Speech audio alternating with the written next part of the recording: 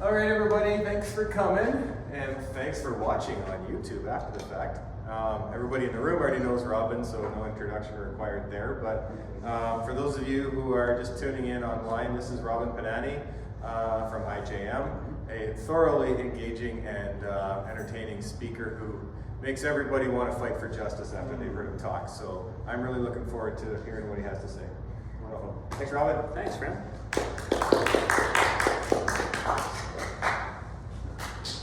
So you'll notice I have some props on the side there for some folks to be able to write questions. And I wanted to mention that at the very beginning because I know some of you have been talking about IJM for a number of years now around our work and ending sex trafficking and sexual exploitation around the world.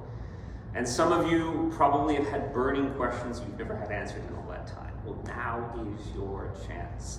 I would not want you to leave today without feeling like you had the opportunity. So we're going to have some time in the middle. We're going to do a Q&A. But I would love for you to take the freedom, even now, this is your cue, to stand up, to grab a card, to grab a pen, if you want to share one amongst the people around you. Don't wait until you're like, oh, I should grab one later. Let's just grab one now. That way, if you have a question at some point, any question at all about IJM's work, about what I shared today, I want to make sure we have a chance to talk about that and to answer some questions here. So if you don't have a card, that's a problem right now. Everyone should have a card and a pen in near proximity so you can write something with it. No blood oaths or anything like that. Thank you for the early engagement and audience participation. Brian was, I won't tease you. I won't pick on you. So I had the privilege with International Justice Mission, or IJM, to actually go visit one of our field offices in Bolivia just a couple weeks back at the end of March. And one of the most interesting things about my first exposure to landing in Bolivia, other than the massive elevation, it's 4,000 meters above sea level, so when you're landing in El Alto, you're literally high altitude is what it means. And so beyond that part, once you get over the initial altitude shock, when I was queuing up to get into the country, I was with a couple colleagues and some friends and church partners who also happen to have American citizenship. And we had to wait so long for the Americans to clear into the country. And I've heard this story before, that especially in Latin American countries, there's a lot of history with the United States. And so you see a Canadian passport, you're coming right on through. If you have an American passport, here's a whole separate line for you where we have all these questions. And it led me to be thinking, especially in this cultural moment with so much animosity in the world, with so much mercurial or from one moment to another, a world leader can think, well, I'm going to do this, and the next moment I'm going to do this. And there's been a lot of reflections on the beauty and the value of Canada as a people, as a country. And it's got me thinking that in this season of life, in this season of the world, that I really do feel like the world needs more Canada. Which is an interesting thing for me at IJM Canada to be shared, because we are a global organization. We have program field offices in 19 different countries. We have advancement or fundraising and government mobilization offices in another 5 to 6 countries. But I feel like there's this really unique moment where our ability to be able to work across languages, our ability to be able to champion the natural resources and the incredible people that have carved out home in this part of the world, that I feel like more and more, even as I saw in Bolivia, the world needs more and wants more of Canada. But what I also want to share today is an expression of a difficult and darker side of why I feel like Canada needs to step up in this moment. And it's not just all about winning hockey games. I don't know if there's any Oilers fans in the room. I'm like anyone but Calgary fans, so I'm not an Oilers fan, but as long as it's not. So I have a lot of Calgary fans who are hilariously spiteful that they would rather see the Oilers lose than Calgary win, which I think you've got your priorities backwards in that case. But I'm not just talking about the dominance on the ice. I'm not just talking about the opportunities for natural resources. There's an area of IJM's casework around the world when we're talking about sex trafficking, where Canadians, and Canada in particular, is an opportunity, and we're starting to see the need for us to step up. As a bit of a precursor, I know many of you are in this room and maybe tuning in online because you care about this issue of sex trafficking. You've joined this group, Freedom 88 for Aid, and this Everest Challenge coming up because you want to be a part of seeing an end of this. You want to see this groundswell of people coming to move this mountain of injustice so that there can be this transformation in our world. We see it in the beating heart of God, who sees the oppressed, who sees those who are suffering under violence, and you feel like you want to be a part of that. And so you're already in this room a little bit as a self-selected audience because you're not turning away from violence and the hard things in this world, and you're actually letting your heart break for the things that break God. So I want to start by saying thank you. Thank you for letting yourself be uncomfortable. There's a line a former colleague of mine, Phil Calvert, used to say where he said, we choose our discomfort. The challenge of climbing multiple mountain peaks over multiple days, the challenge of that awkward conversation with a family member or a coworker or a friend as you're asking them to give to this thing. We choose that discomfort because there's those around the world who are suffering far worse and have no choice in that. And so I know that this is already an audience that cares deeply about this, but I do want to also state that I know that this content is heavy. Of all the types of casework that IJM works in around the world, the work that we do in the Philippines of rescuing children out of online sexual exploitation, or OSEC, is probably the darkest and most difficult. It's one that we don't talk about flippantly because we know it's very heavy. And we also know that there's people, whether it's from stories that they've experienced or loved ones or even personal experience, can feel very triggered by this. And I know that word gets a bad rap, but the reality is sometimes there's things where we think we need to push past, but we need to listen to our bodies and take a break. So before anything else, I want to make a preamble and just say, if you need that break, be kind to yourself, give grace to yourself. The content will still be there, the opportunities to still talk about that will be there, but if you need to take a moment, go to the washroom, take a walk, have a deep breath, please feel my blessing to do that. And I know it's awkward to do that in the middle of the time, but I think we can look around at each other and say, let's give each other that permission. We're not going to think any ill of you if you need to take a moment and walk away. The reason why we're talking about this crime is because of the prevalence of this crime. See, when International Justice Mission, or IJM, first started working in the Philippines, most of what we were seeing was actually in-person trafficking work. So in 2001 was when IJM's first casework programming started working, and it was in CSEC, which stands for the Commercial Sexual Exploitation of Children. There was this attorney Lucille, who is the field office director for our Cebu office in the Philippines. And she remembers walking to law school past the red light district, and she could see girls being sold right in front of the bars and the brothels in Cebu, where she was going to school. And so for her, it became a very personal issue to see, literally, this is the sale of children. That somebody was taking a child, precious and made in God's image, and debasing them to an object to be used for sexual gratification. So we started working in 2001 on this casework, but increasingly we started to see, over 10 years, we saw the first reported documented case with International Justice Mission of online. Like anything in our world today, what was once in person is now gone online. And I was reading an article recently that was saying, in many ways, some of what we see online now is meant to pull us away from the real life, right? So instead of going to a live show, you'll just listen to your favorite Spotify playlist. Instead of dating, a lot of men will consume pornography. And in this case, instead of the real physical barrier of an offender having to go into an establishment and reach for a method of payment and pay for the real in-person exploitation or sexual abuse of a child, now all that is being done online. And over the course, we've seen this trend that this was increasingly happening, that this was a crime that wasn't just an isolated incident, but it was becoming more and more prevalent. And so in 2016, International Justice Mission made the decision in the Philippines to say, we need to prioritize this casework, and by that we mean we need to work with government to make sure that we can help equip them to fight this growing crime and evil. And then we also had the chance to help work with building the methodology to form something called the Philippines Internet Crimes Against Children Center in 2019.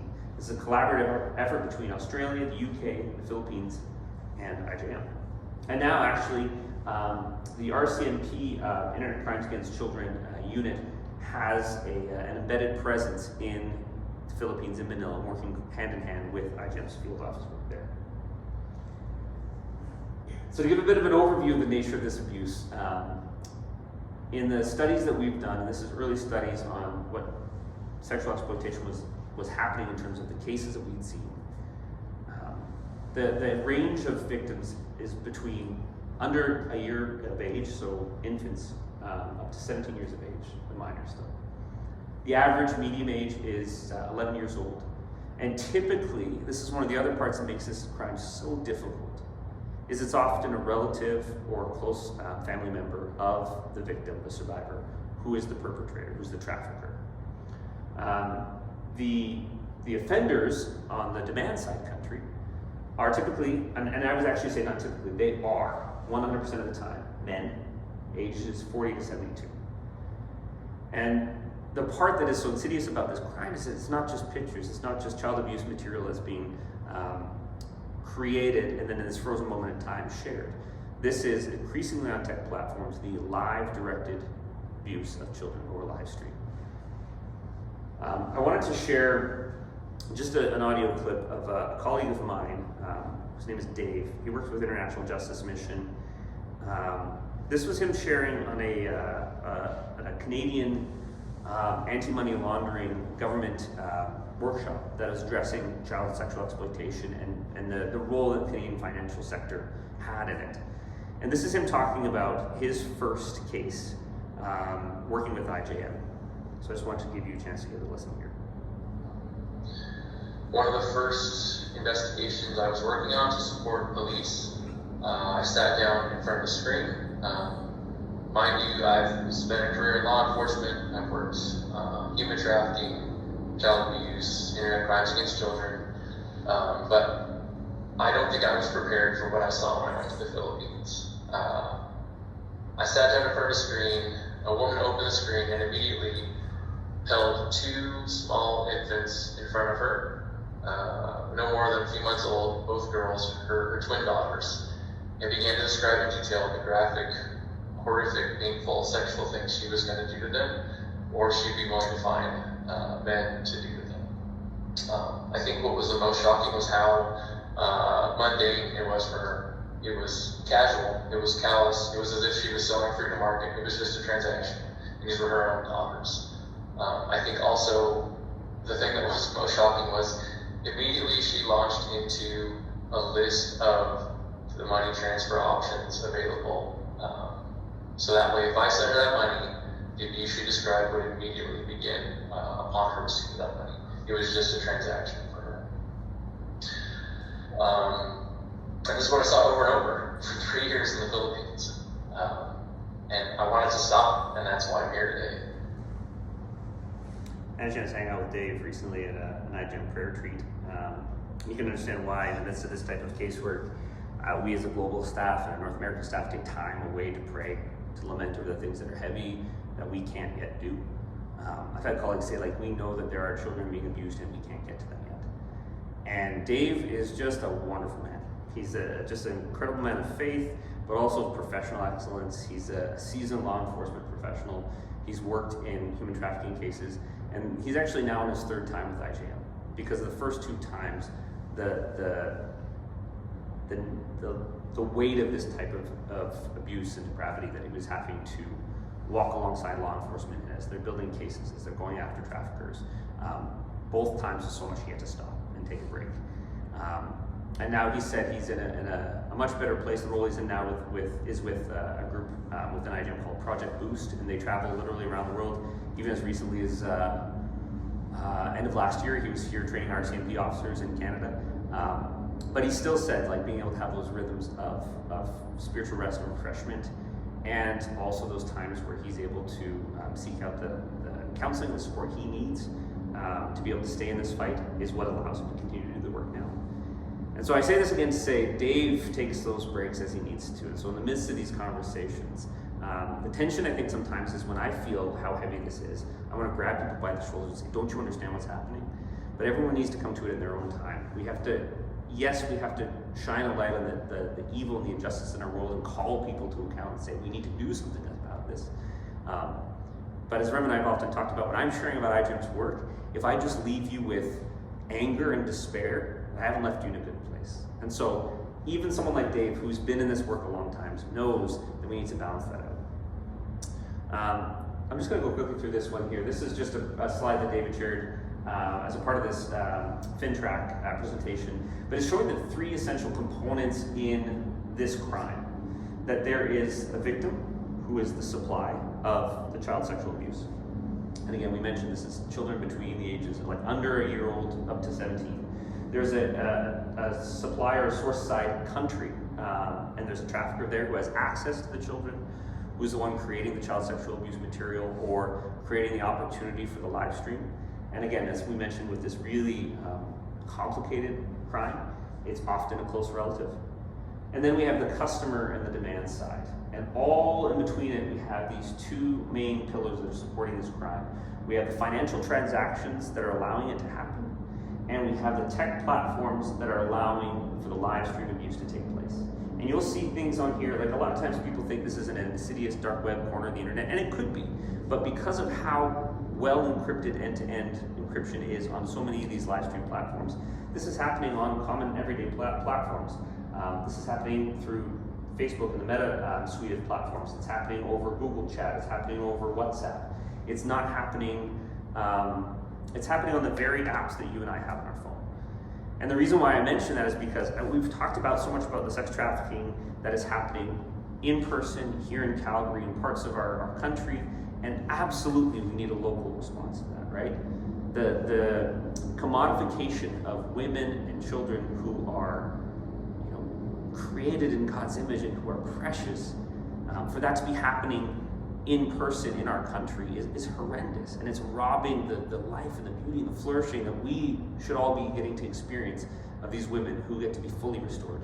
And we've seen that with Her Victory, and we don't know other organizations locally who are addressing that. But the scale that this is happening at, the scale of harm study that we'll talk about just here, if you're interested in reading it yourself, the full scale of harm study, you can scan the QR code there. This was a scale study that was just released at the end of 2023, beginning of 2024. IJM, together with the Nottingham Human Rights Lab in England, which is a world-class researcher on this type of crime. And we actually had an external advisory committee, including Scotiabank and the anti-money laundering divisions of the financial sector, to basically say, how do we study this crime? So much of it was happening behind the scenes in end-to-end encryption. They had to create a whole new research methodology to be able to accurately measure this crime. And what they found was nearly 500,000 Filipino children in 2022 were trafficked to produce new child sexual abuse material. That was 1 in every 100 Filipino children. So the scale that this is happening, and it's not to diminish what's happening in person in places like Calgary, but that this is happening in one country. This is just the Philippines. This is a global hotspot for it. But the Project Boost work that IJM is doing to train law enforcement around the world has our teams going to Malaysia, to Indonesia, to Thailand, to Mombasa, Kenya, all corners of the world where trafficking is taking place. And because it's happening like this, or on a laptop, it can happen at a scale that we've never seen before. The study also showed that, an earlier study from IJM showed that at any given point in time, 750,000 predators or offenders are online at any given point. So this is where the issue comes for us, is around what does the world need from Canada? The Philippines Anti-Money Laundering Commission stated that Canada consistently ranks 4th in the world in terms of countries in financial transactions that have been flagged for sexual abuse and exploitation. Per capita, the ratio is almost identical to the United States, which is number 1. Between 2020 and 2022, there were 6,880 online sexual exploitation remittances or payments from Canada to the Philippines, which amounts to nearly $900,000 Canadian. And it represents thousands of children who have been abused by Canadians in the Philippines, virtually. And this is also a problem that's happening close to home.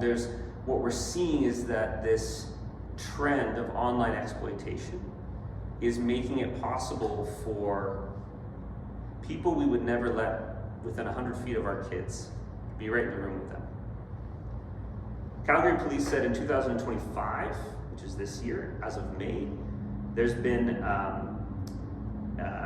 a 16% increase in abuse cases involving victims under the age of 18 that had some form of online or digital component. And in fact, last year, the Alberta Internet Child Exploitation, or ICE unit, the acting inspector, John Morrison, with this alert ICE unit says we have a massive problem. 2024 was a record-breaking year in Alberta for online child exploitation. And the ICE unit said that there were more than 5,100 reports in 2024, which was up 35% over the year before. And less than 2.5% of those reports in Alberta ended up in charges.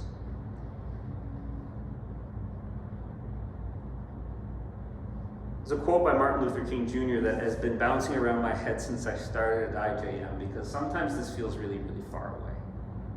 Even though the Calgary Police and the Alberta Police reports I just shared with you are very close to home, Martin Luther King Jr. said, "It may well be that when we will have to repent in this generation, and not merely for the violent actions of bad people, but for the appalling silence and indifference of good people who wait around and say, wait on time." Reality is, when I think of Dave, and I think of some of my other IJM colleagues who are walking alongside police. Last year I had a chance to share and introduce you guys to Trifina, who's back here in Calgary actually now after her year-long fellowship with IJM in the Cebu field office. And she's going back and forth this year to be able to do ongoing trainings with the police there. And I remember last year she shared with me as she came back that she pushed a little too hard. And at some points her health was really failing because of what she was trying to endure. And she said, just knowing that there was kids that were still being abused and exploited, she just felt like she didn't want to come back until she could do something measurable to help them. But the rest of us, maybe if we're not on the front lines, then we have an incredible role to play, which we'll talk about as we keep going tonight. Because the reality is, it's not just the bad people out there. We can't just say, well, not me. Canada ranks 4th globally, and a per capita ratio that's equivalent to the United States. Almost $1 million over the course of 2 years that was paid for child abuse of Filipino children. That's just one country, the Philippines. So not only does the world need Canada, the world needs more from Canada. And I'm encouraged to share with you today that we're already starting to see it, but I'm sharing this because, let's get in the corners, let's get the gloves off, let's be that type of gritty, tough, no holds barred country that we say we are in so many spaces, especially when it pertains to child protection. Because the reality is, until the demand stops, the abuse will continue. It will. The Philippines government has said we are doing our part to try and address the supply and the traffickers here, but the push has been in the Scale of Harm report, and the recommendations resound over and over again. Guys, you need to do more in the demand side countries. That Canadian men are paying for this type of live stream child abuse, and that it's not going punished at the same level of severity that it is in the source side country is abhorrent. I was chatting with a colleague of mine who was working with she was having a conversation with a prosecutor the other day. This prosecutor, they first heard about this child sexual exploitation case in 2019. And over the course of the past 6 years, they've been working to try and get a conviction for the trafficker, a Canadian demand side country trafficker. And after having to work with multiple law enforcement agencies at the provincial level, at the federal level of Canada, working with the Filipino law enforcement, working with the child internet crimes against children units of the police, on and on and on, they were able to secure a 6-year conviction for the trafficker. And as often happens in the cases like this, sometimes there'll be time served, sometimes they'll go to an appeal court. Whereas in the Philippines, if you plead guilty in a plea bargaining to child sex trafficking, it's a minimum 15 years, minimum. And if you decide to go to trial and you lose, as a trafficker in the Philippines, it's a life imprisonment for each child. So if you have 4 children under your care that you were trafficking online for online exploitation, that's 4 15-year sentences if you plead, or 4 consecutive life sentences if you decide to go to trial, compared to 6. If the demand isn't there, this crime doesn't happen. I'll tell you a weird analogy from my funny basement office. It's me and my mice friends in the basement office. That's who I get to share my home office with. And I've been waging war with these mice for a number of years now. And we have these wonderful drop ceilings that the mice just love because they can scurry around up there and I can't get up there to get them.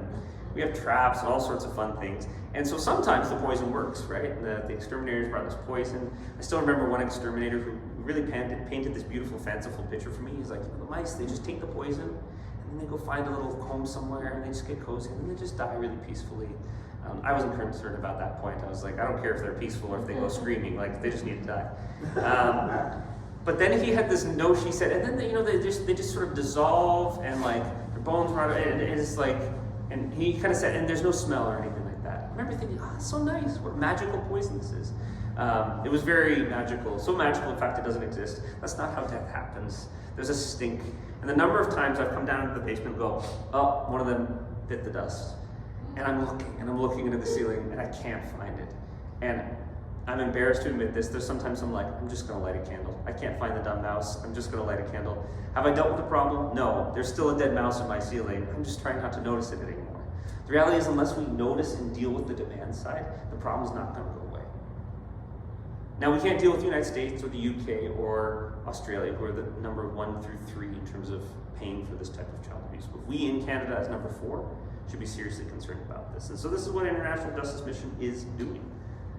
IJM has always been this organization that seeks motivated by our faith, motivated by God's love for these children, to actually help local law enforcement deal with this exploitation. Equip them at a scale that we could never do before.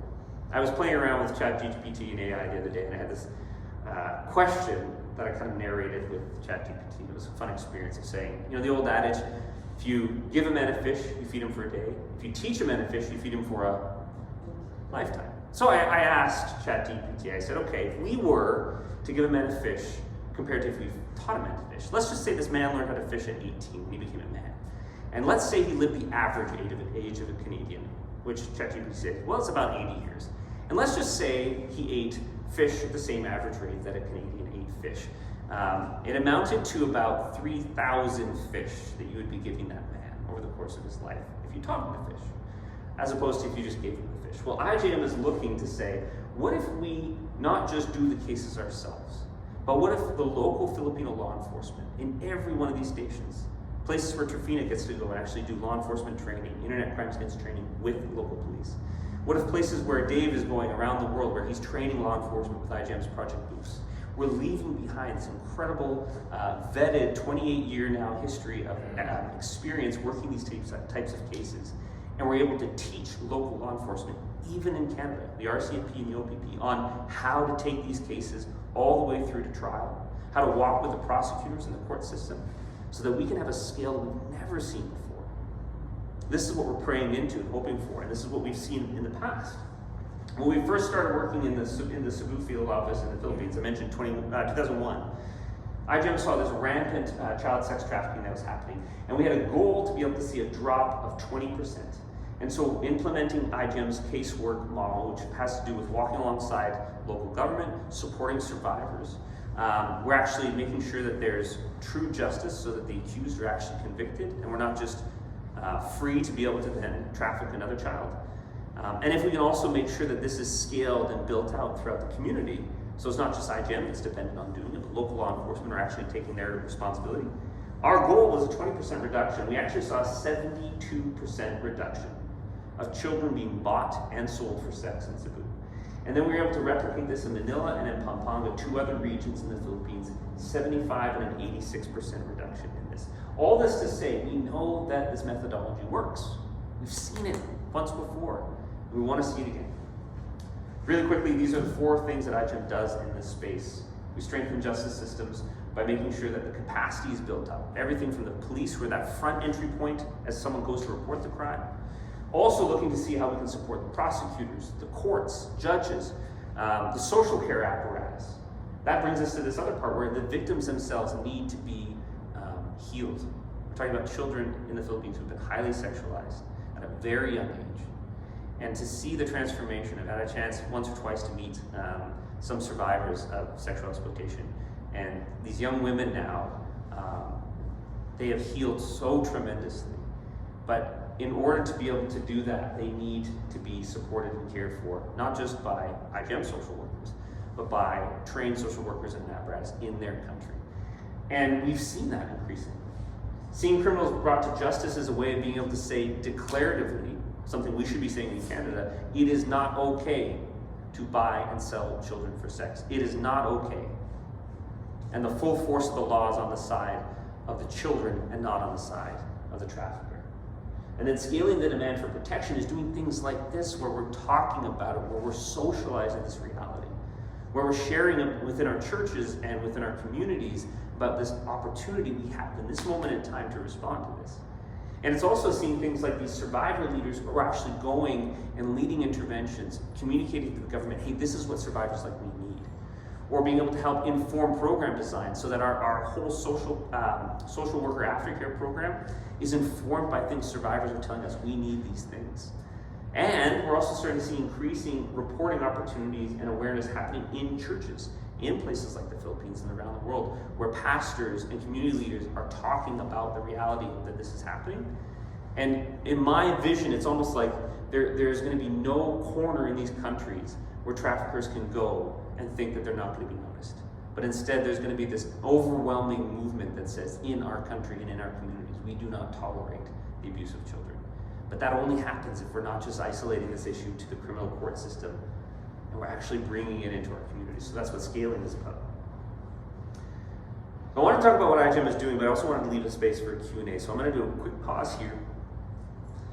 I want you, if you've had a chance to think of some questions, to write them down now. I'm going to have a quick drink of water. We're going to stand up and stretch our legs. We're going to come back. I'm going to share a little bit about what IJM is doing, but I also want to give space for everyone else to have a chance to ask their questions as well.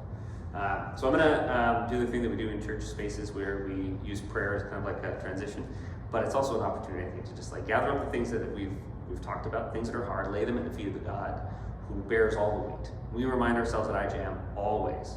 We have them written on these plaques that are in almost every IJM field office around the world that I've been to, and it says, it's God's weight, but it's our work, and we're going to do it Jesus' way. But the first part, we always have to go to God and say, this is God's way, not ours. So join me if you can in a minute. Just bow your heads, and then we'll rise and just take a breath. I'm just to say, God, this is your way. God, you see every one of those children in the Philippines who has suffered under this type of violence and this abuse.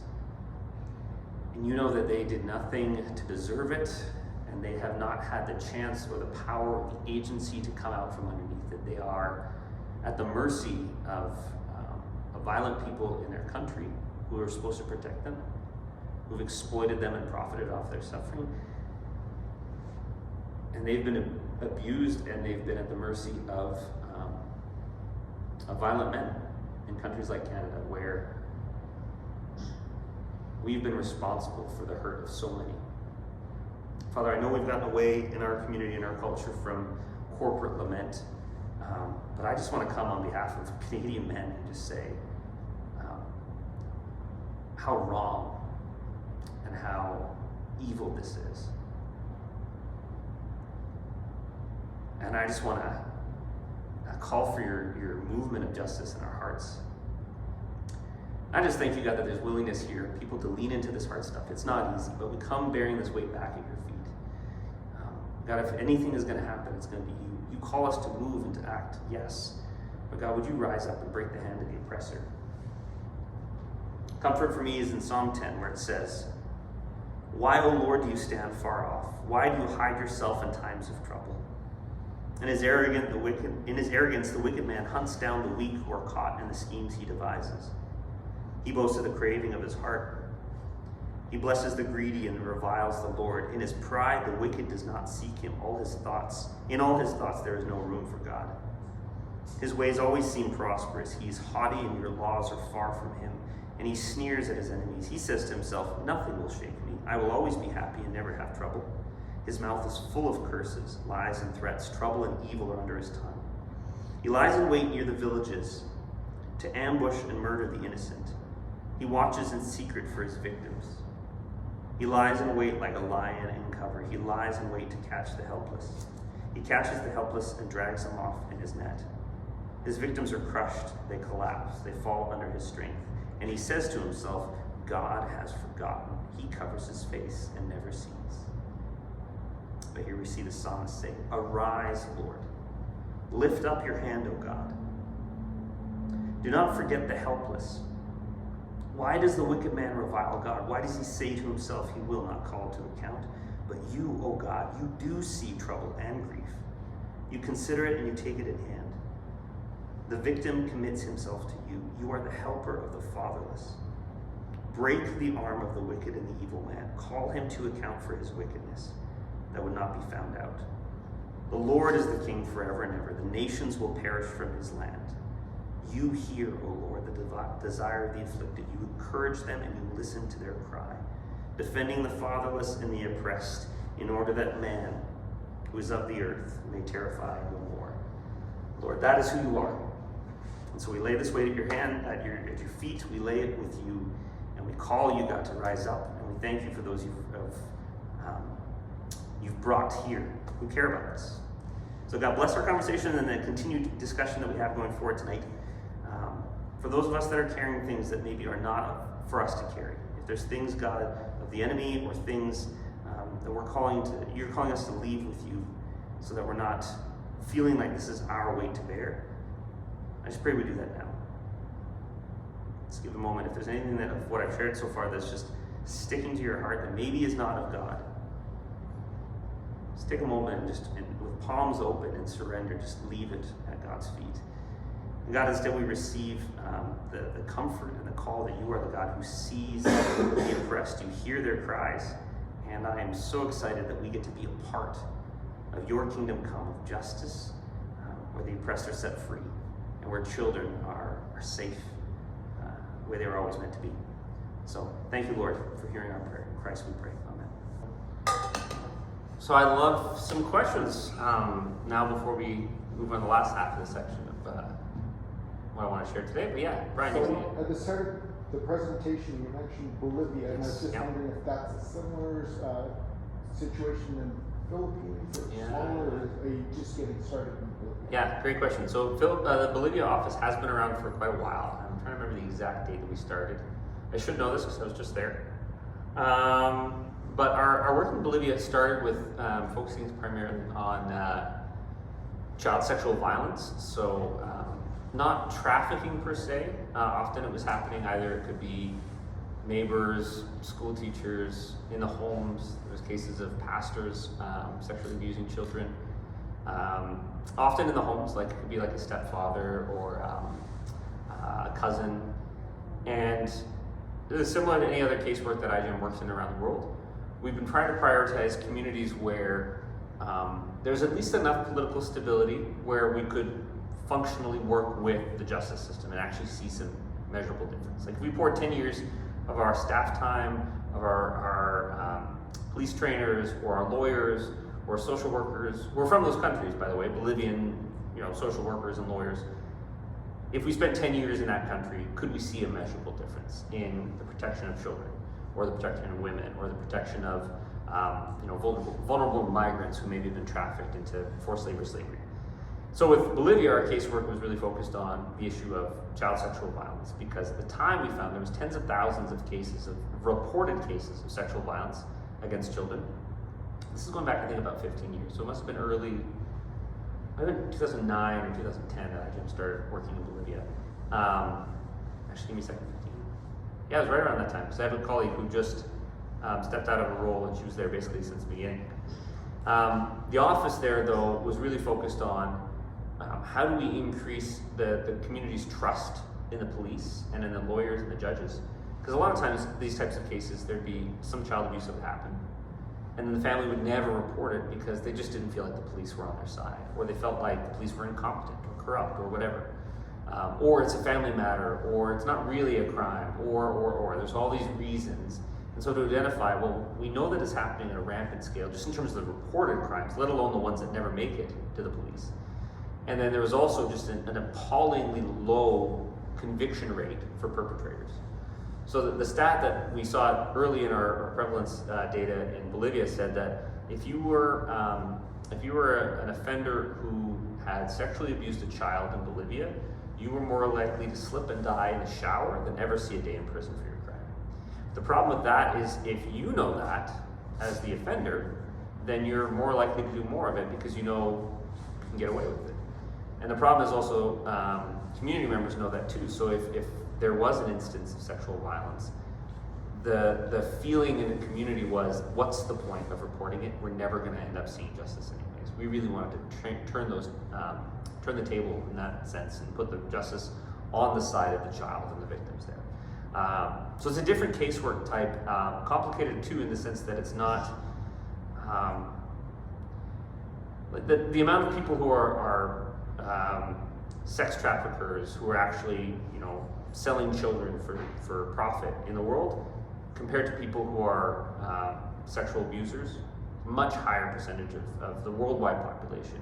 So I had a colleague who described it as it's a crime of many versus many, and it's a lot harder in those cases to build that trust in the justice system.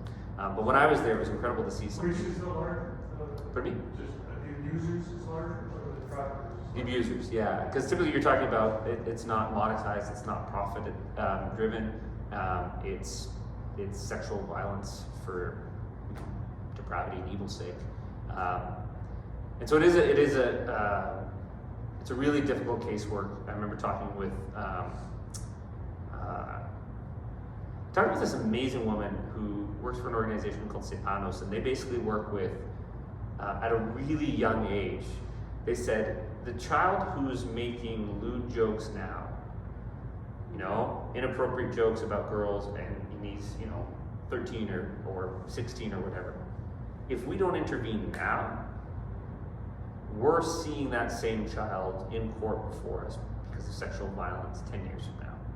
And so she really pushed a lot of school interventions to say, the teacher's job is not just to teach math, it's also to teach values, it's also to be present. At recess, you don't just walk away or say, oh, boys will be boys. Like you intervene.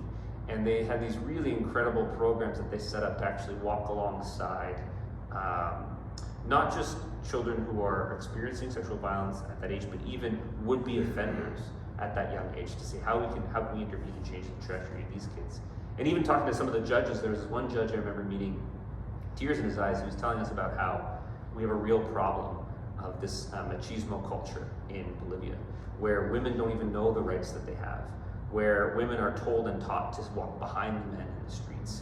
And the assumption is that there's some men who are arrested because of sexual violence against a child or a woman in their life, and they're almost offended that they're being arrested because they feel like they weren't in the wrong.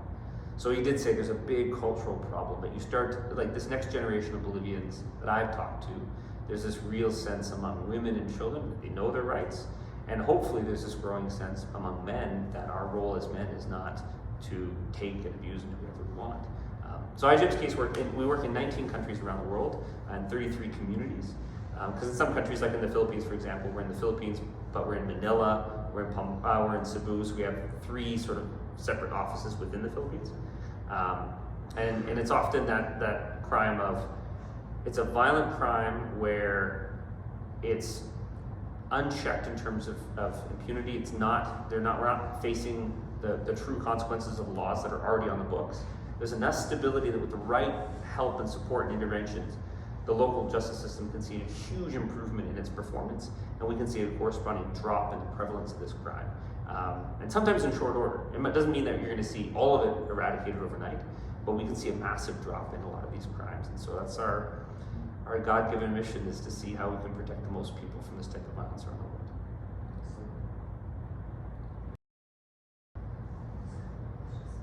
There's one here. Awesome. Thank you.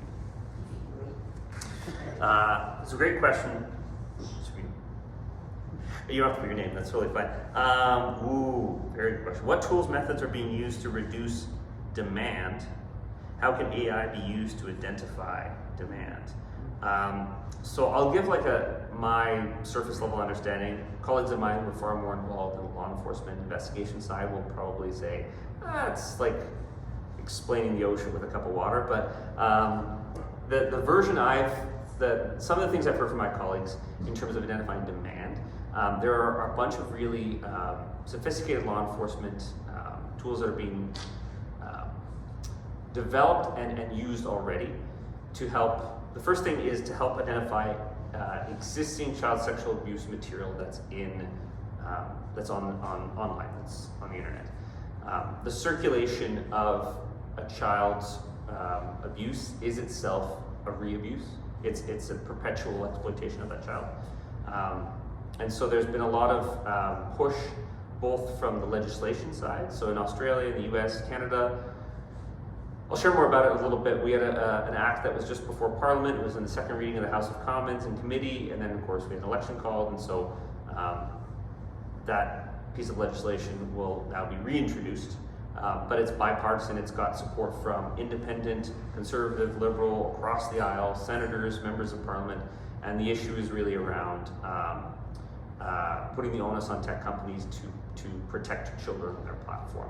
That privacy of the user should not trump protection of the child, and that the law enforcement in Canada need to have the tools and the resources they need to be able to identify child abuse when it's happening, and to be able to build a case with the evidence they need to be able to make it stand up in court. And so the legislators can force tech companies to make sure that their platforms are compliant with child protection laws and compliant with or cooperating with police and law enforcement to make sure that where it's happening, law enforcement, they don't have their hands tied in terms of not being able to access that evidence as needed. So that's this next piece of legislation. The name of it escapes me in terms of the acronym. It's like C63. I'm probably butchering that. So I'll pull it up in my next talking points here. That's one piece as far as the demand.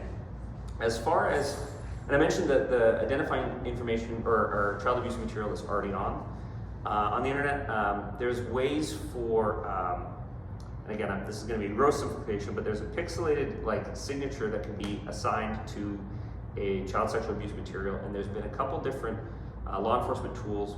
There's the National Centre to End Child Exploitation in Canada, and they have this web crawler that basically can identify when an image or a piece of child sexual abuse material is being recirculated, and it can identify that and basically trace that to kind of the user. As far as AI, there's also been a bit of as far as predictive modeling. So I mentioned the financial sector. They've had a whole bunch of financial sector indicators for anti-money laundering for things like drug and organized crime. And they've built a whole set of indicators that also model a predictive modeling of likely indicators that a financial transaction is tied to child sexual exploitation.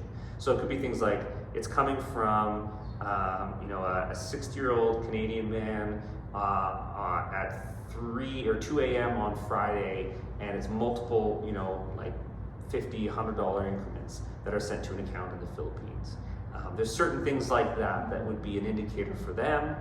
Oh, this might be a suspicious financial transactions.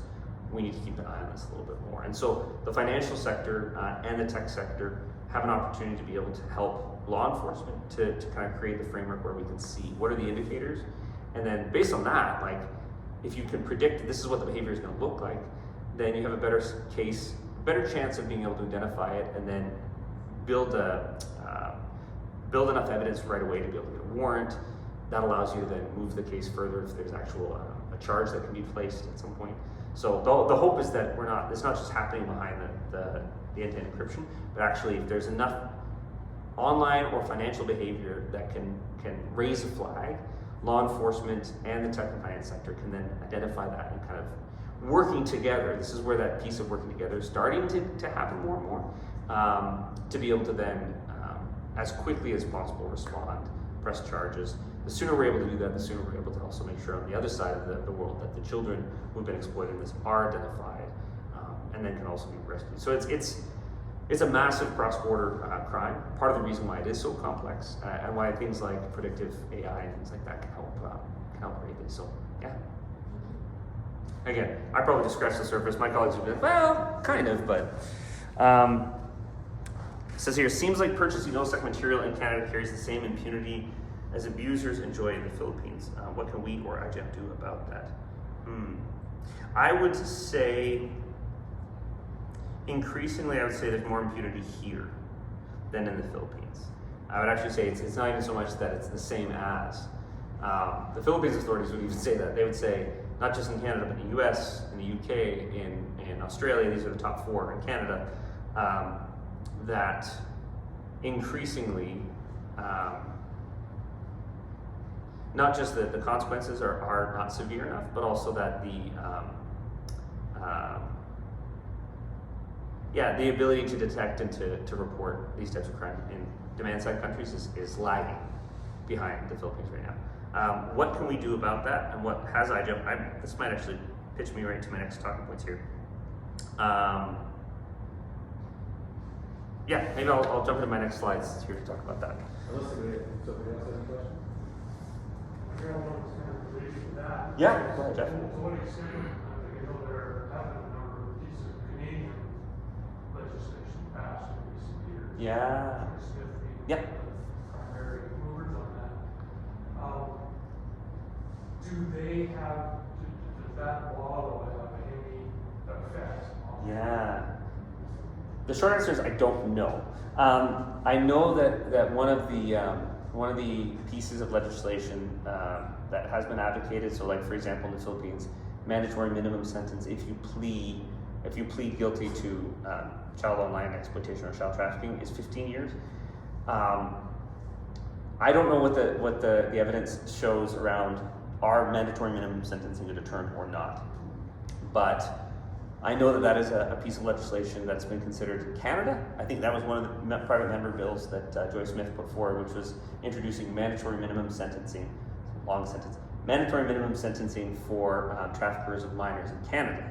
So that was a piece, this goes back to my university days actually. A friend of mine was our chief of staff, and so our church used to do these like awareness campaigns on the University of Ottawa campus talking about a piece of legislation that Joyce Smith was pushing forward in the House of Commons, and it was to introduce mandatory minimum sentencing. So I don't know what effect that's had on the deterrent side of things, but those are the types of laws. It's not like we can sit back and say, well, what do we do? There's things that we can do, everything from the tech sector, the finance sector. That's really, and actually this was an interesting piece I didn't get to. My colleague Dave was talking about one of the pieces of technology that's now being pushed forward is a cell phone, basically, that has a way to, at the design phase, so basically the way that the device is designed and the hardware and the software of the device is it makes, basically for minors, so if a child wants to have a cell phone, there's this piece of technology that's out there. It's not quite in the market yet as a real prototype, but it's the technology is there apparently to create a cell phone that basically blocks children from being able to access pornography on their cell phone. And if it can be done to do that, then the same measures could be done to block for any cell phone child exploitation material. Like the same technology could be used in that application as well. So my colleague Dave was telling me about this and was saying, like, it's there right now. There's just a combination of like push factors from the government that could say all cell phone manufacturers that are producing cell phones in Canada, the US, Australia, have to design their devices this way, period, full stop, right? There's no reason why we should allow cell phones to be able to access child sexual abuse material, period. And if that was legislated, then you put the stick against the companies who then have to act in line with that, right? There's no going around it at that point. That is something that can be done on the legislation side. It's almost like, well, how do you force car manufacturers to include seatbelts? Well, make seatbelts a law. And so now every car manufacturer is going to make sure that their cars have seatbelts. If you want to force the tech companies and the manufacturers of devices to make their devices basically like a place where child abusers and traffickers, they just can't access the material, period. Well, then you design the device that way. And if you create the parameters where they have to produce these devices in this way, then eventually we get there. There's another quote from Martin Luther King Jr. that I really love, where he says, people talk about the idea that, like, well, why shouldn't we be just preaching the gospel more? Like, why do we need, like, legislation that, like, is against segregation or racial violence? And he said, you know, I'll grant that a law cannot change a man's heart. So I'll grant that. A law cannot make a man love me, but can keep him from lynching me. And he says, and I think that's pretty important. Then he goes on to say, the law cannot change a man's heart, but it can restrain the heartless. And he says, as a man's actions are shaped by the laws, so his heart follows. And it's not to say that we stop preaching the gospel, but we don't just say, well, this is the only means at our disposal. My goodness, we're brilliant people, right? Brian and I were just talking about language and the complexity of the human mind and how human beings have all these avenues at our disposal. So there's legislative solutions, there's tech and financial solutions, there's grassroots community initiatives like climbing a bunch of mountains. There's fundraising and fund development initiatives allow the staff on the front lines who need it the most to have the resources they need to be able to respond to these crimes. There's law enforcement, like there's so many ways that we can tackle this crime.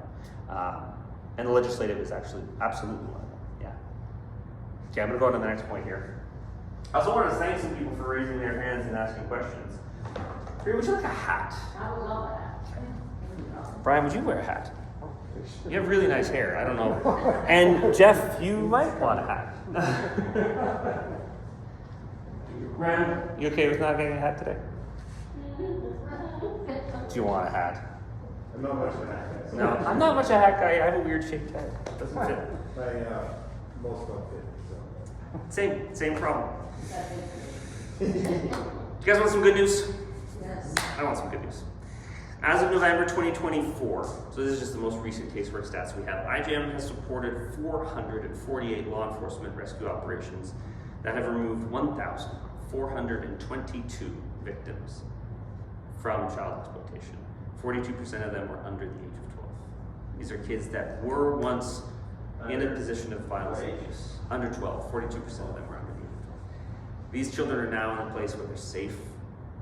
They're walking that long road to recovery, but hearing stories from some of the survivors, it takes a while, but you start to see that self-understanding and awareness of that they are always meant to be God's creation, glorified, beautiful, deserving of dignity and worth. And they're finding their voice and they're finding their power in that space. And that's a direct result, let me say this again, that's a direct result of funds raised here, with you guys here, and climbing and talking into your friends, your families, your companies, allowing those funds to be able to go and train up law enforcement so they can respond. That hat looks so good on you, Jeff. That is what allows those rescue operations to happen. I think I've said the equivalent, we've looked at the equivalent cost, it's about $10,100 equivalent in Canadian dollars would fund the entirety of this, or the preparation, the investigation, the execution, and the immediate follow-up of a rescue operation. So I think last year, that would be the equivalent of over seven rescue operations that the Freedom 840 crew would have helped happen in the Philippines. And in every rescue operation, there's at least four. Like an average is between 2 to 4 children that are rescued every time. And every conviction and every arrest, especially if there's a plea bargain, usually results in the connection with another known trafficker, which can have this ripple effect. And this is how we see, feed a man a fish versus teach a man to fish. We're seeing this scalable transformation. People like Trifina, who are literally in the Philippines teaching law enforcement on how to take these cases on. This has also led to the arrest of 431 suspects in the Philippines, specifically in the Philippines.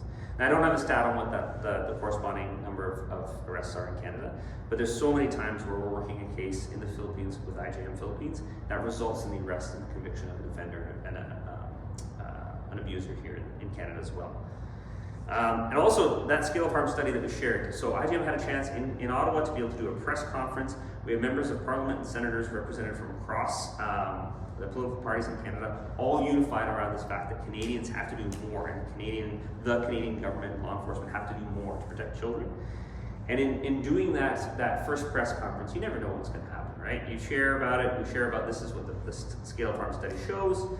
And in the follow-up to it, in the last 12 months alone, IJM's Center to End Child Online Exploitation was invited to share our research and our investigative practices at the Ontario Provincial Police, the OPP's Internet Child Exploitation Conference. We were one of the keynote speakers there. We were also invited, Dave, who you heard from earlier, was invited to attend an international virtual conference that was hosted by FinTrack, which is the Canadian Financial Anti-Money Laundering Oversight. And there was representatives from all around the world. Like I heard of something like 1,000 people were on that call. Different financial regulators and law enforcement, like financial crime law enforcement investigators from around the world. And we were sharing about how financial institutions should be collaborating with law enforcement to combat child exploitation. It was incredibly well received to the point where FinTrack has actually asked IJM to be an advisor on their regular monthly updates that they send to Canadian banks around things to know in the financial risk sector. IJM Philippines, we are also, so just recently we had all the crazy airplanes and Black Hawk helicopters and the G7 summit that was happening. Well, at the G7 summit, there was a working group to address child sexual exploitation material that was led by Public Safety Canada, and they invited IJM to share the testimony of a Filipino survivor of child sexual exploitation. They recorded her testimony and they shared it with this working group as a part of the G7 conference that was just happened. We also were invited to develop a guide for OPP and RCMP who are working undercover OSEC operations. So Dave, who you heard from earlier, who was talking about like initiating a chat with a suspected trafficker to build a case for child exploitation.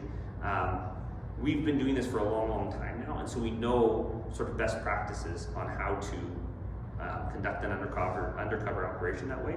And so Bill Maddox, who's from our IJM OSEC office, created a guide for the OPP and the RCMP.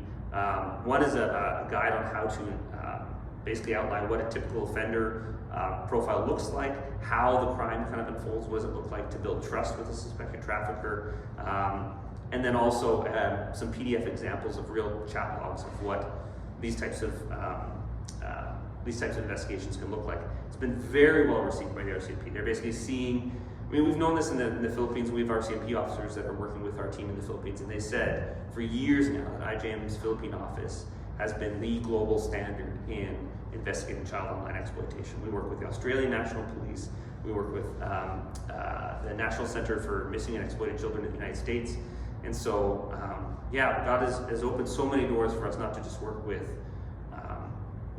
faith-based partners, but with government partners and with corporations as well. And then recently there's been a 5-country ministerial panel meeting that's Australia, Canada, New Zealand, the US, and the UK, where IJM has been invited to present again on IJM's work and sort of push at the end of 2024. We were part of this convening meeting that sort of set out a collective mandate to elevate the voices of victims and survivors in child exploitation cases. And the piece that we got as far as the invite from this 5-country ministerial panel said that they believe that together with IJM we can make a difference in protecting children. They said that addressing this challenge will require a whole society approach, and that IJM's efforts to date have been critical in making strides towards protecting vulnerable children. And then we also had a chance to be able to, just this week, one of my colleagues, I think it was yesterday, she was giving a presentation that was convened by Public Safety Canada. It's a cybercrime working group, and she was sharing all about IJM's casework on live stream child exploitation, how the crime happens, and what our research and recommendations are. And then I mentioned that OPP conference. One prayer point for us is we're still trying to find a finalized, we have an attorney from our Philippines field office who's coming to present to the OPP at their End Child Exploitation Conference again in September. And we're just trying to pray for final travel arrangements for him. His name is Joey. So Attorney Joey is going to be coming in September to Ontario to be able to present at that conference as well. So IJM is doing a lot at the local level to be able to address. And the biggest thing we've been able to do is see our push for government and our push for law enforcement. How can we, and that's not necessarily IJM Canada's team that's doing the law enforcement training, but we have this incredible global team who've worked these cases, and they're coming to Canada to be able to help support and build up our law enforcement response. So I also wanted to kind of bring to the next question, which is like, well then, what about us? What can we do? Whether you like his politics or not, I love this quote from Barack Obama where he says, "Change will not come if we wait for some other person or some other time. We are the ones we've been waiting for. We are the change that we seek." And so what can we do to help? Well, the first one I wanted to mention was a bill, I don't have it here. It's called the Online Arms Act. I think I didn't include it because when it's reintroduced, it's probably going to have a different name. But it was called the Online Arms Act, and it was basically a way of, the priority was the Minister of Justice saying they needed to prioritize online safety of children, and that it allowed for law enforcement to be able to have more of a mandate to be able to subpoena things like chat logs and other elements that they would need as evidence to be able to build an evidence in case for child exploitation. The tension for us is always there's this privacy of user element, and then there's the protection of children element. And I will say right now, the status quo is very much benefiting the trafficker and the abuser. So as much as like there's this tension around, okay, but how much do I want to give law enforcement freedom to pry into my my chat or my activities online? Okay, that's a fair argument some people might make, but I'm saying, okay, but currently the status quo is benefiting the trafficker and the abuser. So if we do nothing, if we keep the status quo, you might feel happy because you're worried about law enforcement, looking at your child. Okay, I understand that. But you know who else is very happy is the trafficker who can continue to do this and get away with it, basically. And at what risk, right? Are we willing to give up some of our freedoms so that a child is safer?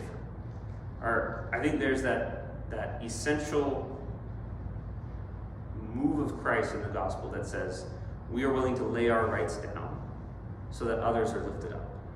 We're willing to say, as Jesus did, where it says he came, though he was rich, he became poor, so that we, through his richness, could become sons and daughters of God. So are we willing to lose, something if that means others are willing to, are going to be lifted up and safer as a result of it? And there's also really 2 points I really want to leave us with. One was around online safety for us and for our children. And the second one was around what we're all doing as we're leading up to the Everest Freedom Challenge, which is fundraising. So I wanted to say, well, what can we do? What can we do to help? Let's start with the first one, which is online safety. This is a beautiful point. I'll send the blog post out. I don't know if I've circulated it, but we'll circulate it again. IJM came up with a really wonderful blog post from one of our investigators, forensic investigators, who looks at these types of crimes. And she said, here's 3 recommendations for how to keep your kids safe online. And I'll give you one of them that I love, which is safety rules are not a replacement for open conversation. It says, rules create clear boundaries, and there should be boundaries around internet and social media usage. But children today will invariably break rules. It's just the same way we did when we were kids. Are any of you here ever guilty of trying to break any rules as children? It's okay, you don't have to put your hand up, kid. But the most important thing a child should be able to do if they feel like they're in danger and they're a place in the internet that they don't necessarily think they should be, is to have a conversation with a responsible adult who they know is safe to talk to. Research shows that only 6% of children ages 9 to 17 turned to a trusted adult after being sent a nude photo by someone else they thought was an adult. This is from the organization called Thorn, and they had a study in 2019 called Responding to Online Threats, Minors' Perspectives in Disclosing, Reporting, and Blocking. 6%, only 6%. These aren't 6% of kids who might have come across it. These are 6% of kids who received an unsolicited nude photo from someone online that they believed to be an adult, and only 6% of them shared that with a trusted adult. So, what we can do is normalize open conversations with our kids about anything. They get a bad mark at school, they should be able to come and talk to you without feeling like you're going to shame them or be mad at them. If they accidentally crash the car, they should be able to come to you and share that. If they, wet the bed, dumped water on the floor, the little things, our reaction to the little things will impact whether or not they're going to trust us with the big things.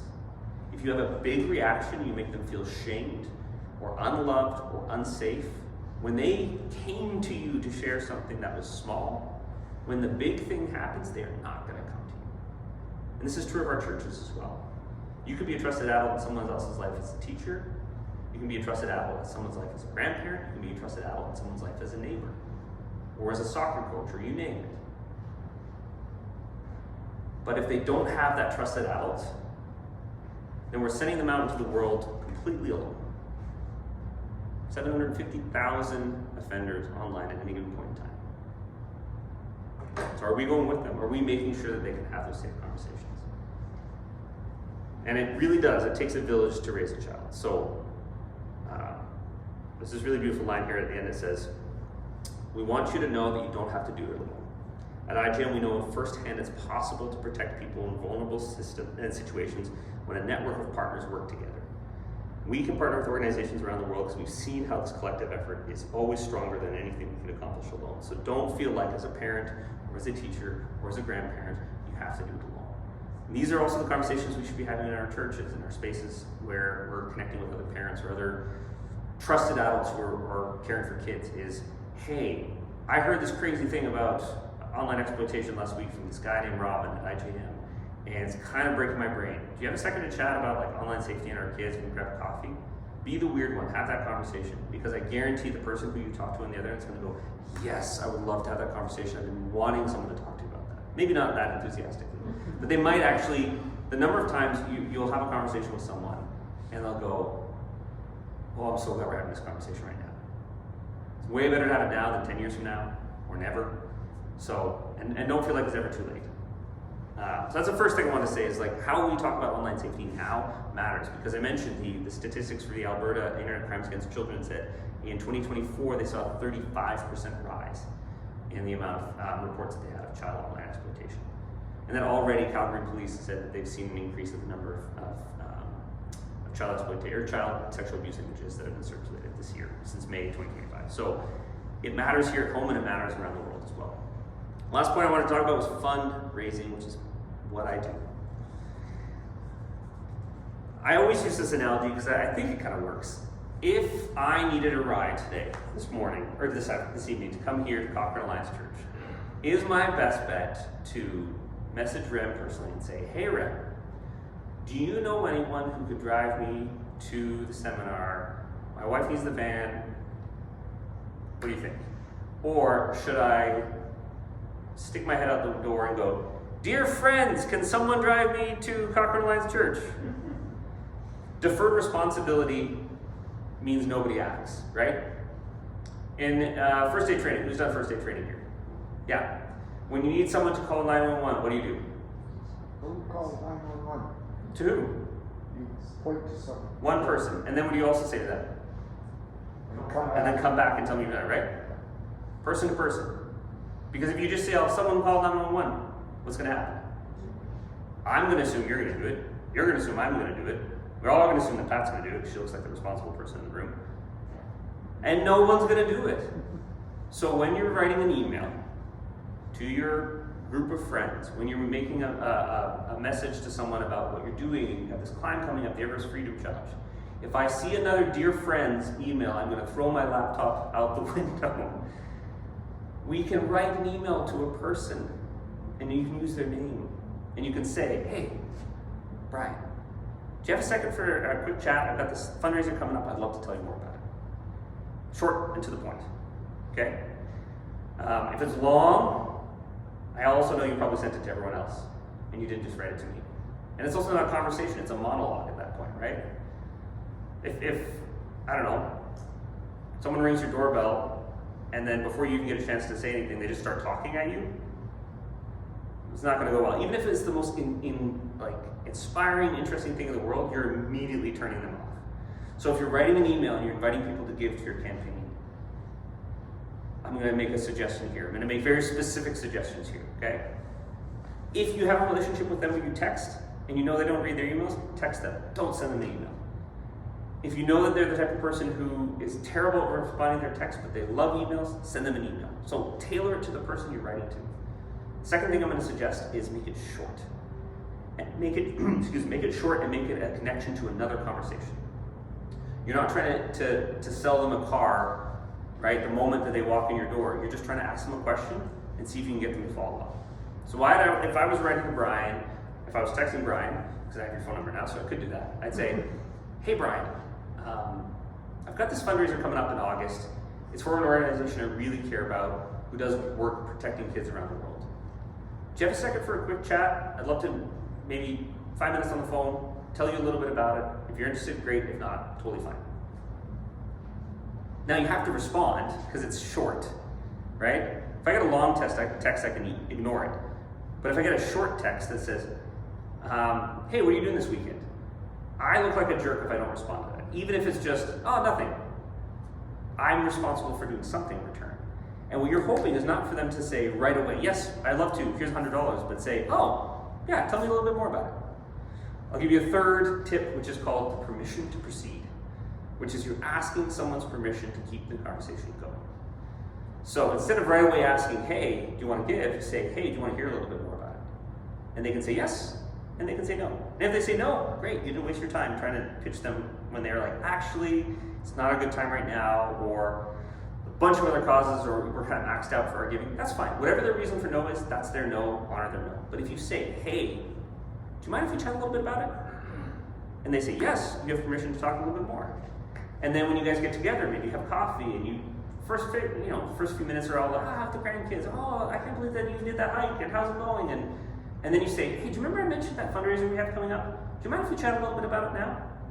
See what we're doing in the conversation, I'm already moving you to the next thing, but I'm asking your permission.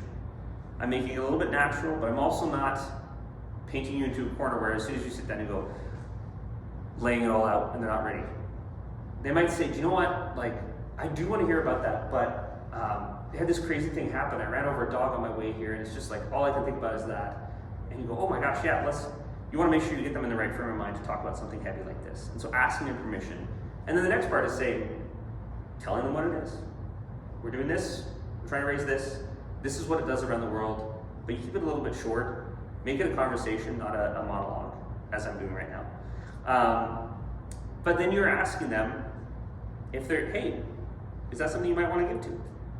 And if they say, yeah, then they might ask, well, how much do you need? So you can come prepared and say, well, I kind of had this fundraising goal of 4,000. I'm at about 3,500 right now. But honestly, whatever you want to give to that, like, would you be interested in giving 100 more? And then let it hang. And you can do that by text. My wife thought I was crazy once upon a time. I asked someone for, it was a $50,000 donation over text. And she thought that was ridiculous. It was a different organization years and years ago. And they said, yeah. And they walked down with a $50,000 check in their hand. And she said, everything I knew about fundraising is wrong. So it's depending on the relationship, right? If you know the person might appreciate it, or you just want to hang out and have coffee and talk about it, do that. So that's my recommendation, is people love giving to people. So personalize it. There was a line here that said, also in a lot of these types of peer-to-peer fundraising events, between 29 and 80% of participants will be at $0. Basically, they'll be non-participants for the entire time. You don't have to raise your hands. If there are 0 fundraising people here who your account's still sitting at 0, no shame here. My suggestion though, make a donation to yourself to start. $50, $10, $100, whatever you want to do. Get yourself and others around you excited about it. Put a little bit of money in it. You'll be surprised at like how different that'll look than just that big angry 0 sitting and staring at you. And have fun with this, because a lot of the stuff that we talk about is heavy and hard, but you guys are an awesome group. Why I keep getting to come back and hang out with you all is fun. You're doing something really unique and wonderful, not just as a community who cares about issues of injustice and trafficking and wanting and dreaming for a better world that's not like this, a world where women are cared for and are protected, a world where children in the Philippines wake up tomorrow and never have to worry about abuse or exploitation. A world where Canada is nowhere near that list in 4th place for paying for this type of child abuse, but where there's a different generation of Canadian men who see their role as protecting children around the world. We're getting to do something really, really wonderful. So have fun with it as well. And you will be surprised how many people, if you just ask, want to be a part of something like this too. You're not begging, you're inviting them to be a part of something really beautiful in the world. So own that, enjoy that, have some fun with it too. And thanks for having me.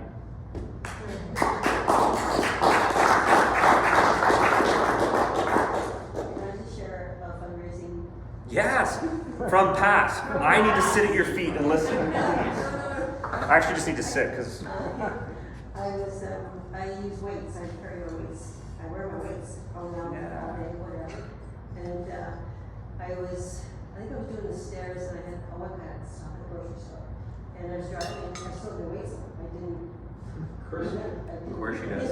She's wearing them right now. So I went into the grocery store and the produce guy said, "What's with the weights?" Okay, who asked?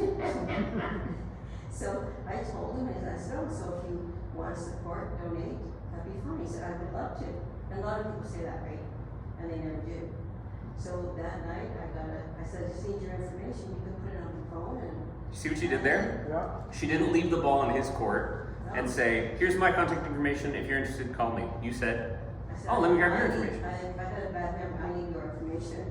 Ooh. And that night, paying $100, I was all From a random person in the grocery store. Put that in your presentation. Wear your weights everywhere. Wear your weights everywhere. If you don't have weights, borrow them from Pat. But yeah, it was just like, okay, God, okay. Yeah. Okay. Yeah. I love that. And it's, I've had some of the most energizing conversations when I feel least like talking about it. There's times when I'm in a grocery store or somewhere and someone sees something IJM or somehow something comes up, and those are the days when I'm like, I don't really want to talk to Wear people. the hat. Wear the hat. What's that stand for? All right. What would it say if anyone asked you guys? Did everyone know? If you don't, now's the time to know. International Justice Mission. All right, good. Not International Justice League, as my son thought once upon a time. Sounds much cooler. Wouldn't work with the acronym. Yeah, that's great. I love that tip. And can I just say, share best practices with each other. If something's working for Pat, ask her. Something's working for one of you. Like,